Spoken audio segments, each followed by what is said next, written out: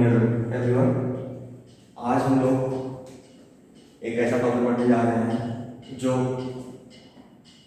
11th और JEE mains दोनों के लिए बहुत ज़्यादा इम्पोर्टेंट है। तो हम लोग स्टार्ट करते हैं। जैसा कि 11th में, क्लास 11th में आपके पास एक टॉपिक होगा, चैप्टर होगा quadratic equation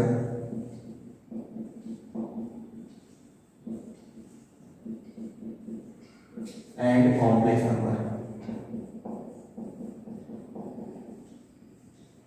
quadratic equation and complex number, इसे हम पढ़ेंगे।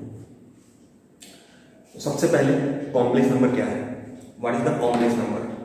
तो कॉम्प्लेक्स नंबर समझने के लिए सबसे पहले आपको क्लास 10th में जब आप क्वाड्रेटिक इक्वेशन पढ़ रहे थे वहां पे एक टॉपिक पढ़ा था नेचर ऑफ रूट। तो हम लोग उसको थोड़ा सा रिवाइज कर लेते हैं।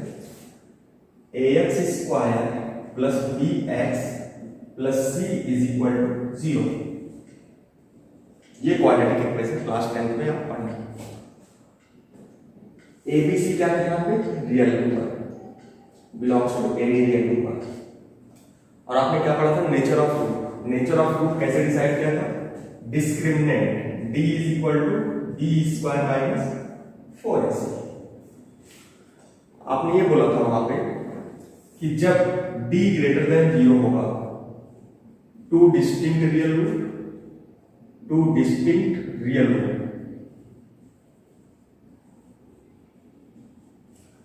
d इज इक्वल टू 0 होगा तो बोला था टू रियल एंड इक्वल। लेकिन जब d लेस देन 0 होगा तो क्या बोला था आपने, यही आपका कॉम्प्लेक्स नंबर होगा। जब d लेस देन 0 होगा तो क्या होगा, ध्यान देना, नो रियल रूट्स। ये आपने पढ़ा। इसका मतलब रियल रूट्स नहीं होगा, रियल रूट्स नहीं होगा, कुछ तो होगा। तो जो होगा उसी को हम क्या बोलते हैं, इमेजिनरी या complex number. Means when d less than 0 then equation has two roots but not real roots. वो रियल नहीं होगा। अपने दिमाग की आपने फिट। अब सीधी सी बात है, रियल नहीं होगा तो क्या होगा, इमेजिनरी होगा। यहीं पे आपका दो वर्ड आ गया, इमेजिनरी होगा या कॉम्प्लेक्स होगा। तो बेटा यही पार्ट हमारा कॉम्प्लेक्स नंबर बनेगा, यही पार्ट हमारा कॉम्प्लेक्स नंबर बनेगा। आप बोलोगे सर कैसे, तो देखो एक छोटा सा क्वेश्चन देख लो।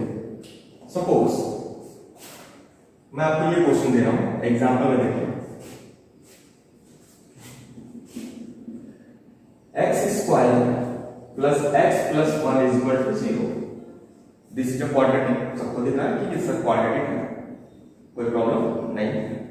व्हाट इज द सॉल्यूशन, तो बोलोगे सर सीधा चार मेथड यूज कर लेंगे। क्या यूज करोगे, सीधा चार मेथड्स। तो ax square plus bx plus c is equal to 0।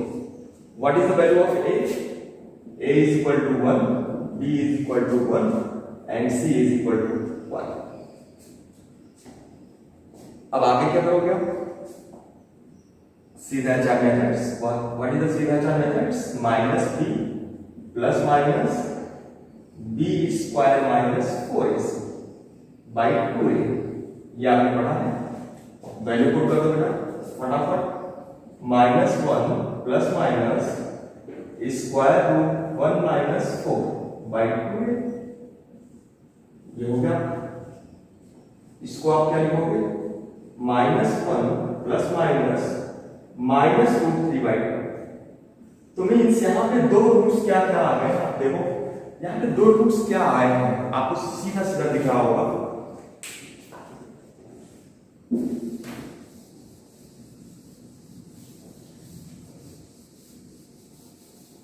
Means यहां पे दो रूट आपको क्या क्या मिले बेटा, आप ध्यान से देखो। x is equal to minus 1 plus minus root 3। एक प्लस ले लो, this is a one root and second root is minus 1 minus root 3 by 2। अब आप जानते हो, क्या जानते हो, स्क्वायर रूट के अंदर भी कोई भी निगेटिव नंबर है तो क्या होता है, रियल नंबर। मीन्स ऐसा कोई नंबर है स्क्वायर रूट के अंदर नेगेटिव, स्क्वायर रूट के अंदर कोई नेगेटिव नंबर है तो what is this? Imaginary number. What is this? Imaginary number. बेटा अब यहाँ पे क्या मिल रहा है? Real plus imaginary. ये तो रियल है, ये इमेजिनरी है, ये रियल है, ये इमेजिनरी। तो जब ऐसा केस आए x is equal to real plus imaginary, तो हम क्या बोलते हैं इसे? Complex number. इसी को हम बोलते हैं कॉम्प्लेक्स नंबर। तो अब आपको समझ में आ गया, ऐसा नंबर जिसमें रियल और इमेजिनरी दोनों, उसे हम क्या बोलते हैं? Complex number. तो कॉम्प्लेक्स नंबर जनरेट कहां से हुआ है? Quadratic equation.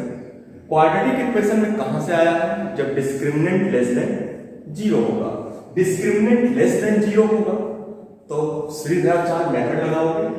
श्रीधराचार्य मेथड लगाने से जो रूट्स आएगा उसमें एक रियल आएगा और एक इमेजिनरी आएगा, तो क्या बन गया? Real plus imaginary. इसी नंबर को हम बोलते हैं कॉम्प्लेक्स नंबर। ऐसे नंबर जिसमें रियल पार्ट भी हो और इमेजिनरी पार्ट भी हो। अब बोलोगे सर क्वाड्रेटिक इक्वेशन 11th में है क्या? एक चैप्टर छोटा सा एनसीईआरटी में है जिसमें कई क्वेश्चंस दिए हैं, उसमें क्या करना आपको? रूट्स निकालने हैं। अब थोड़ा सा मैं इसको और अच्छे से कर दूं, क्योंकि जब कॉम्प्लेक्स नंबर पढ़ेंगे तो कुछ चीजें और आएंगी, किसी ने बनाया है तो कुछ और दिया, तो उसको हम देखते हैं क्या दिया है।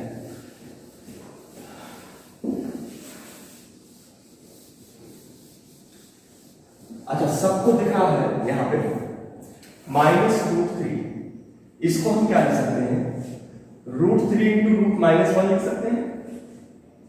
जैसे ना आई स्क्वायर दोनों का मल्टीप्लिकेशन। तो इसको किसी ने बोल दिया this is I means iota. इसको क्या बोलते हैं? Symbol of iota.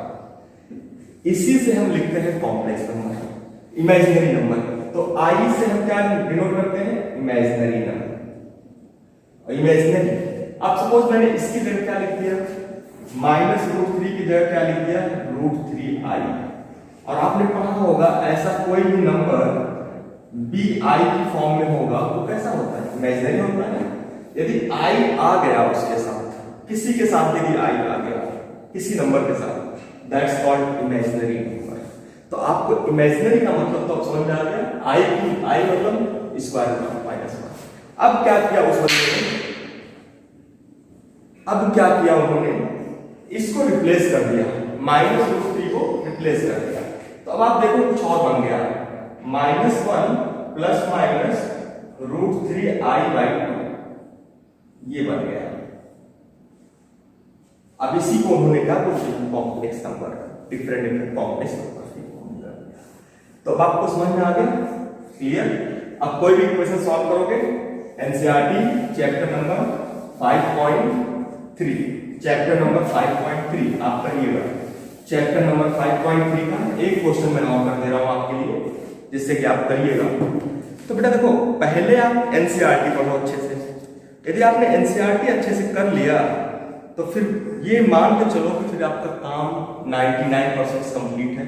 10% के 1% के लिए आपको थोड़ा सा एडवांस लिखना पड़ेगा, क्योंकि इस साल का भी क्वेश्चन एनसीईआरटी बेस्ड था, कहीं बाहर का नहीं था। ये तो बिल्कुल ही अपने दिमाग में डालो।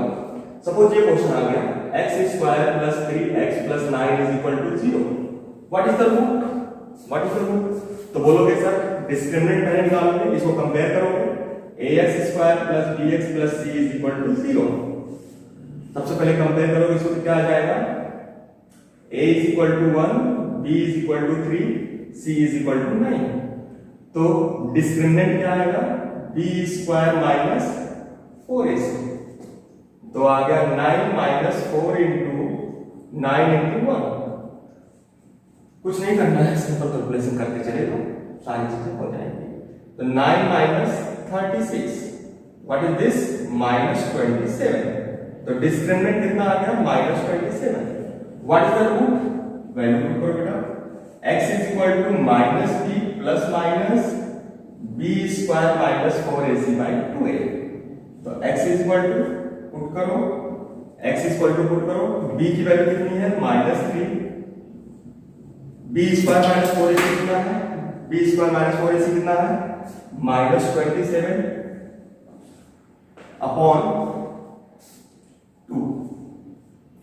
What is the x -3 plus minus, अब देखो माइनस में 27 को क्या लिख सकते हो 27i बाई 2, i लगा देना, -1 को i की फॉर्म में लिख लेना, यही आपका सॉल्यूशन होगा।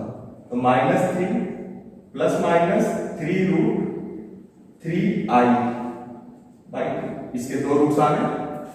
ऐसे रूट्स हैं, कॉम्प्लेक्स रूट है, बिल्कुल समझ आ गया। तो अब बेटा हम लोग आगे चलते हैं इससे।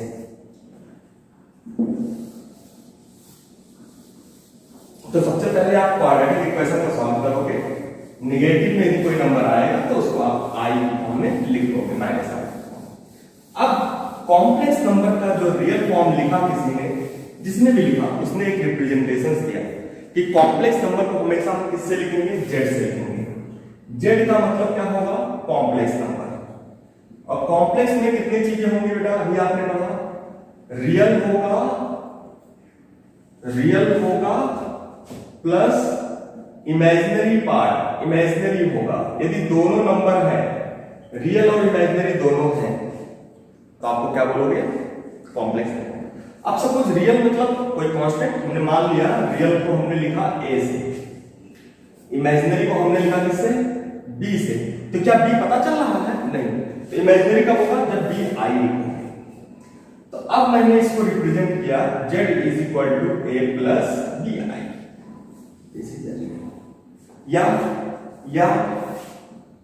a क्या है, रियल ऑफ z है ना, रियल ऑफ z, r मतलब रियल, a क्या है, real of z plus b क्या है, imaginary of z, means b is the imaginary of z into i।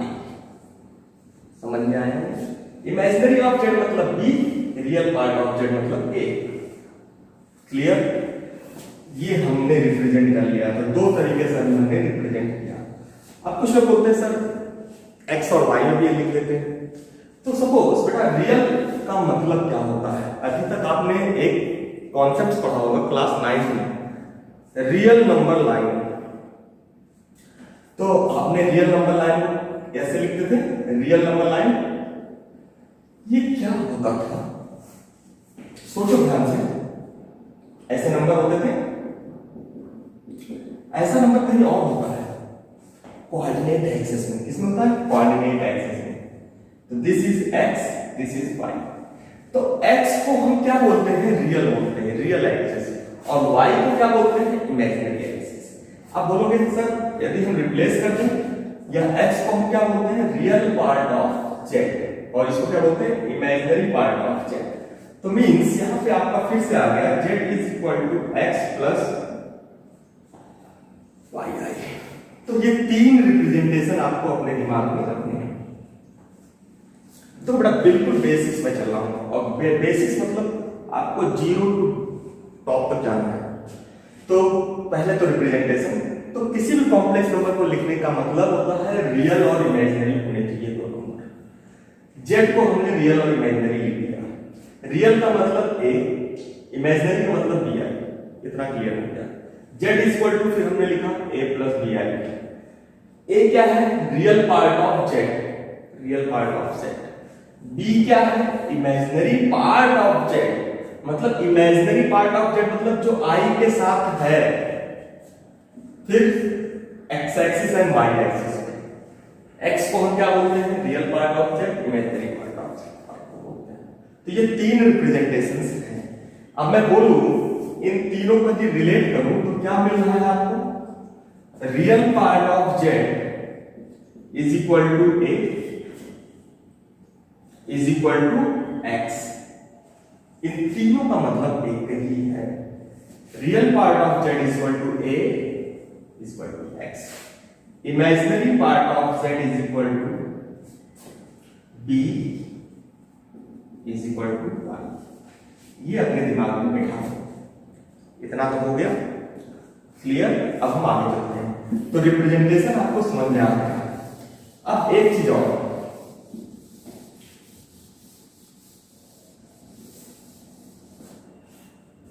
अब कोई भी कॉम्प्लेक्स नंबर इतने फॉर्म से आपने लिख लिया, कौन कौन से फॉर्म से? z is equal to a plus b i x plus y i and real part of z plus imaginary part of z into y.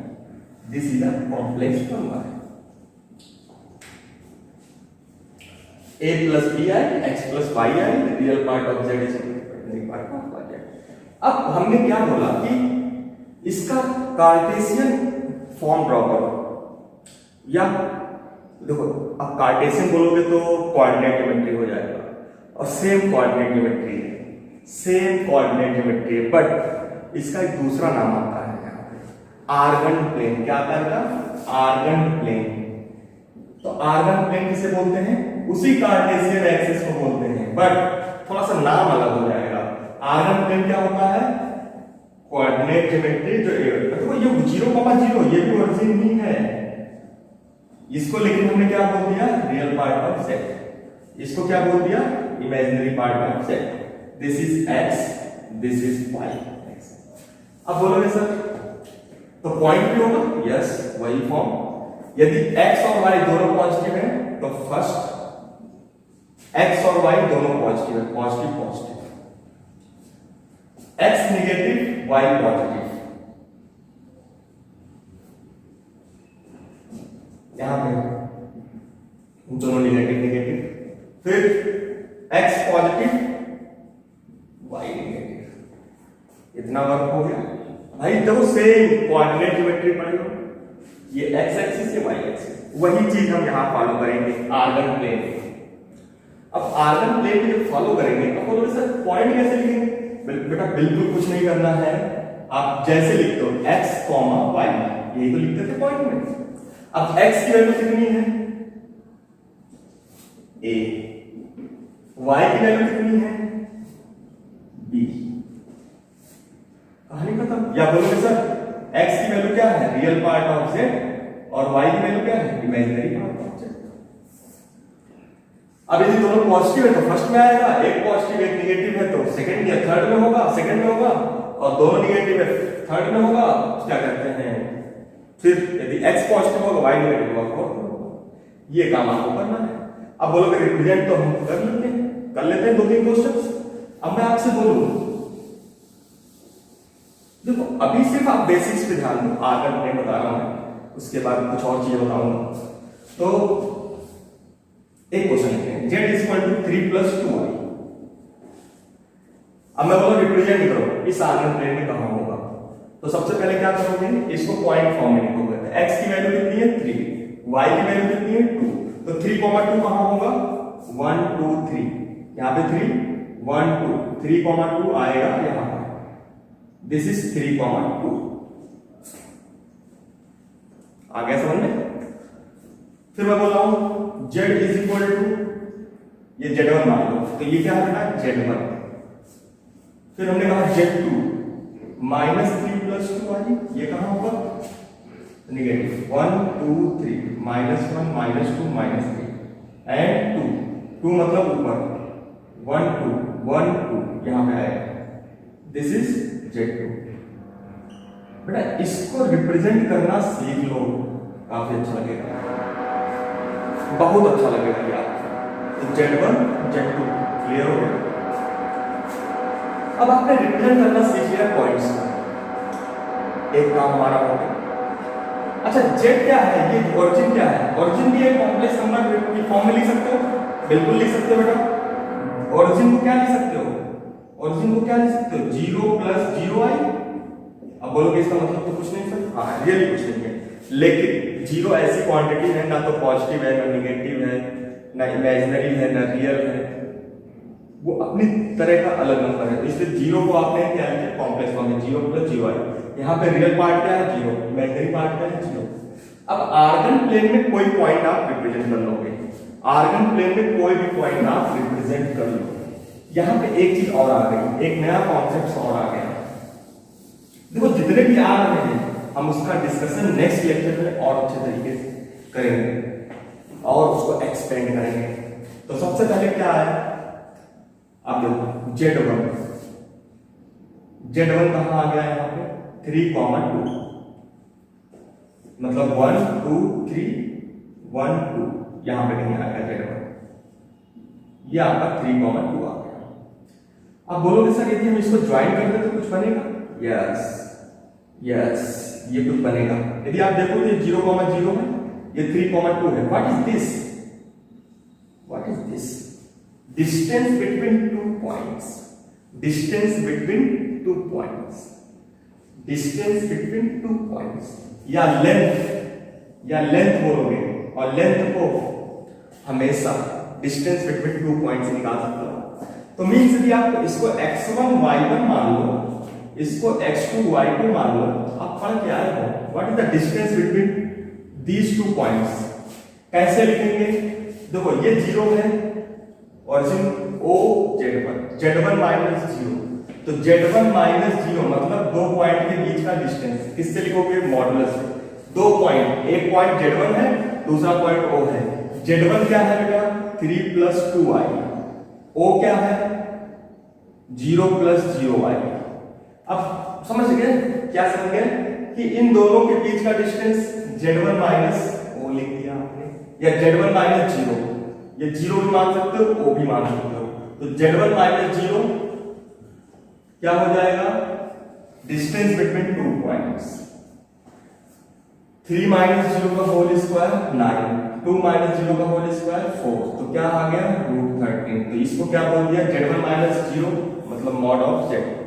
तो अब यहां पे नई चीज आ गई, modulus. Modulus, modulus of Z बना गया। क्लियर? अब मॉडुलस ऑफ Z1 क्या है? लेंथ है। क्लियर? लेंथ है, लेंथ हमेशा पॉजिटिव हो, ये कभी नेगेटिव नहीं होगी। अब आप देखो ये कुछ एंगल भी बना रहा है, रोटेशन हो रहा है। देखो positive X axis, positive axis में तो रियल एक्स एक्सिस से रोटेशन हो रहा है। इसी रोटेशन को क्या बोलते हैं? आर्गुमेंट्स। क्या बोलते हैं? आर्गुमेंट्स। अब आर्गुमेंट्स क्या हो गया यहां पे? Rotation from the X axis, positive X axis. तो rotation from the positive X axis theta. अब थीटा कैसे निकालोगे? बिल्कुल देखो यहां से परपेंडिकुलर ड्रॉ कर देना। ड्रॉ किया तो this length is y2, this length is x2। भाई ये x2 y2 है, तो this is x2, this is y2। इतना तो समझ में आ रहा होगा कि भाई ये y2 है, ये x2 है। कैसे? यहां से जब परपेंडिकुलर ड्रॉ करोगे तो this length is y2 and ये वाली लेंथ यहां से लेकर के यहां तक x2। तो थीटा इक्वल टू क्या हो जाएगा? tan theta. बोलोगे tan आर्गुमेंट क्या है बेटा? थीटा। तो tan थीटा क्या होगा यहां पे? y2 upon x2। और y2 क्या है? y2 क्या है? डिस्टेंस। भाई परपेंडिकुलर डिस्टेंस, x2 क्या है? Perpendicular distance. तो कैसे लिखोगे? पॉजिटिव ना। पॉजिटिव का मतलब मॉडुलस, मतलब एब्सोल्यूट वैल्यू, एब्सोल्यूट वैल्यू मतलब modulus of y2 upon modulus of x2। तो what is theta? tan inverse modulus of y by x। तो ये आपको क्या बोलते हैं? इसको argument of z। Argument of z, इसको क्या बोलते हैं? Modulus of z। तो बेटा दो कॉन्सेप्ट्स निकल के आए। क्या क्या निकल के आए? Arguments and modulus. तो जब किसी पॉइंट को आर्गन प्लेन में रिप्रेजेंट करोगे, जब किसी पॉइंट को आर्गन प्लेन में रिप्रेजेंट करोगे तो क्या क्या आएगा? दो पॉइंट्स आएंगे। कौन कौन से दो पॉइंट? Argument and modulus. तो मॉडुलस ऑफ z कैसे निकालते हैं? सेकेंड, आर्गुमेंट ऑफ z कैसे निकालते हैं? Argument of z, how to find modulus of z and argument of z. This will be covered in our next lecture. तो means अभी आपने इस लेक्चर में क्या देखा? क्वाड्रेटिक इक्वेशन देखा, z क्या है वो देखा, और z को आर्गन प्लेन में रिप्रेजेंट किए तो कौन कौन सी दो चीजें आई? तो modulus of z and argument of z, इसको हम कवर करेंगे नेक्स्ट लेक्चर में। ओके, जय Ram. All of you, thank you everybody.